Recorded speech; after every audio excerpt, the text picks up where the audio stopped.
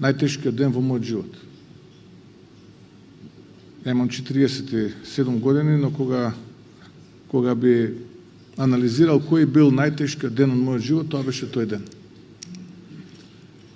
Се сеќавам тоа утро, негде 3:30 беше, кога човек тропаше на вратата во мојот дом. Кога отворив, тоа беше еден од луѓето од обезбедувањето на министерот за внатрешни работи, кој што, бидејќи него гледав телефонот, нормално во 3:30 наутро, логично е да спиете, го погледав телефонот и тогаш видов таа порака од него. Тој беше веќе упатен на лице место.